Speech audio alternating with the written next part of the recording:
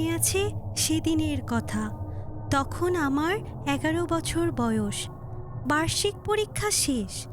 শীতের ছুটি কাটাতে আমি, মা, বাবা সবাই মিলে নানা বাড়ি বেড়াতে গিয়েছিলাম। গ্রামের নাম আলীনগর। একটা নিরিবিলি শান্ত গ্রাম। সেই পুরনো টিনের বাড়ি, গাছপালায় ঢাকা উঠোন, আর সন্ধ্যার পর প্রকৃতি যেন রূপ নেয় নিঃশব্দ নীরবতায়। বছরে একদিন হঠাৎ জমজমাট হয়ে ওঠে গ্রামটি। যেদিন মাওলানা ফয়েজুল্লাহ মুফতির ওরস মাহফিল বসে।